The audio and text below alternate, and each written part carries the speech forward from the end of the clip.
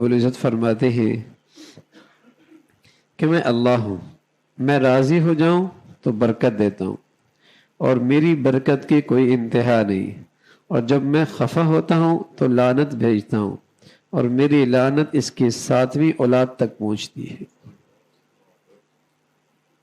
نحوست 7 پشتوں تک اس کی نحوست جاتی اگر میں خفا ہو جاؤں تو، اور اگر اللہ راضی ہو جائے سبحان اللہ پھر برکتیں ہوتی، پھر برکتیں ہوتی۔ حقیقت یہ ہے رزق و عمل کی وسعتیں اس کی کثرت اور فراوانی کی وجہ سے نہیں، عمر کی زیادتی مہینوں اور برسوں کی کثرت کی وجہ سے نہیں، بلکہ رزق و عمر کی کثرت اور وسعت یہ ہے کہ اس میں برکت پیدا ہو جائے۔ لمبی عمر ہے برکت نہیں تو کس کام کی، بہت دولت ہے برکت نہیں تو کس کام کی۔ یوں تو عمر میں مہینے سال بڑھتے چلے گئے، برکت کوئی نہیں۔ یوں تو آمدنی کی بظاہر سلسلے بڑھتے چلے گئے، برکت کوئی نہیں، کس کام کی۔ جس میں بندگی نہیں، اس زندگی سے چوپایوں کی زندگی اچھی ہے۔ انسان کی زندگی تو اسی وقت ہے جب اس کا قلب اور روح زندہ ہو، اور قلب کی زندگی اس وقت ہے جو اپنے خالق اور مالک کو اسے پہچان نصیب ہو جائے۔ ایک ساتھی کہنے لگے کل کہ اب لوگ برکت کو نہیں مانتے، برکت کو نہیں مانتے۔ برکت کیا ہوتی ہے؟ مادیت کتنی چیزیں، میں نے کہا برکت کا مسئلہ نہیں، برکت دینے والے کو ہی نہیں مانتے، مسئلہ یہ ہے۔ اللہ کی قدرت، طاقت، اس کی صفات، اس کی شان، اس سے معرفت کوئی نہیں تو برکت کیا جانے۔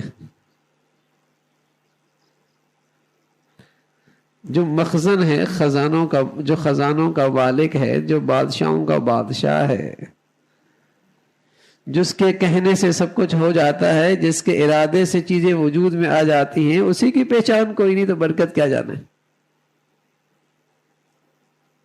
اللہ کی کیا طاقت ہے، اس کی کیا قدرت ہے، اس کی کیا شان ہے۔ جب وہ اپنے خاطر خالق کی معرفت حاصل کر لے، اس سے محبت کرے اور اسی کی بارگاہ سے رجوع کرے، اس کی چوکٹ پر سر جھکائے، اسی کی یاد سے سکون اور اس کے تقرب سے انس حاصل کرے، جس نے یہ زندگی کھو دی اس نے ہر قسم کے خیر و فلاح کھو دی۔ اسے کچھ دنیا مل بھی گئی ہو، لیکن اس زندگی کی عوض تو ساری دنیا بھی مل جائے تو ہیچ ہے۔ یہ اللہ کے قرب کی جو زندگی ہے، اگر اس کے بدلے میں ساری دنیا بھی مل جائے تو کیا ملا؟ سب ہیچ ہے۔ بندہ جس چیز کو بھی کھو بیٹھے اس کا عوض اور بدل ممکن ہے، لیکن اللہ کو کھو بیٹھنے کا کوئی عوض اور بدل ہے ہی نہیں۔ دنیا میں کوئی چیز بھی نہ ملے اس کا بدلہ ہے، لیکن کسی کو اس دنیا میں اللہ ہی کی معرفت نصیب نہ ہوئی تو اس کا کوئی بدل نہیں۔ یہ وہ گھاٹا ہے کہ کبھی پورا نہیں ہو سکتا۔ اللہ کی جس نعمت میں اللہ کی نافرمانی ہوگی وہ برکت سے خالی ہو جائے گا اور وہ چیز اس کے خلاف حجت بن جائے گی۔ جس چیز سے اللہ کا نام نکل جاتا ہے اس سے برکت چلی جاتی ہے۔ جس چیز سے اللہ کا نام نکل جاتا ہے اس سے برکت چلی جاتی ہے، اور جس چیز میں گناہ آ جاتا ہے اس میں گناہ کی نحوست آ جاتی، اور گناہوں کے اثرات بہت دور رس ہیں۔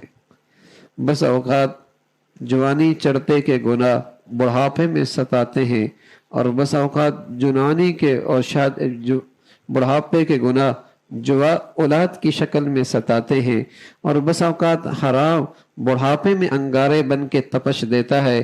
نہ جانے ان گناہوں کے اثرات کس کس انداز سے بعد میں ستاتے ہیں۔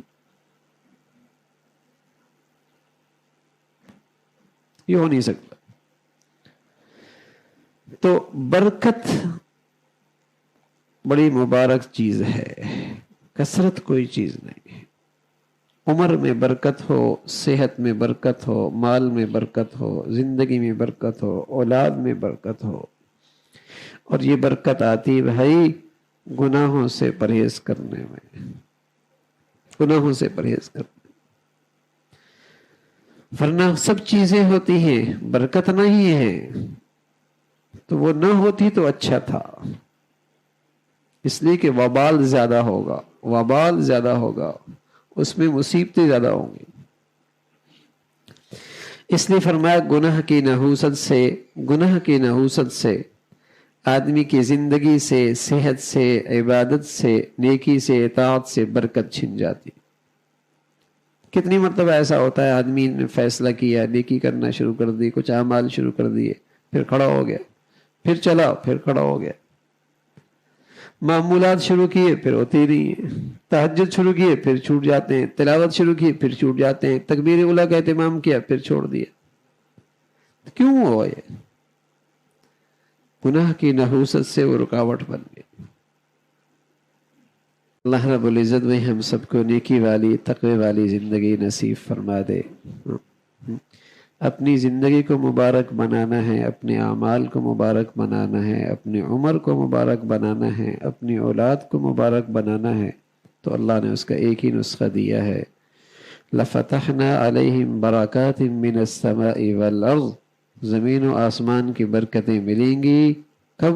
جب تمہارے اندر تقوی اور پرہیزگاری ہوگی۔ لَفَتَحْنَا عَلَيْهِمْ بَرَكَاتٍ مِّنَ السَّمَاءِ وَالْأَرْضِ۔ زمین و آسمان کی برکتیں تمہیں ملیں گی جب تمہارے اندر تقوی اور پرہیزگاری ہو۔ تو زندگی مبارک ہو جائے، زندگی مبارک ہو جائے، اس کے لیے تقوی ہے۔ اللہ ہم سب کے لیے تقوی حاصل کرنا آسان فرما دے۔ آسان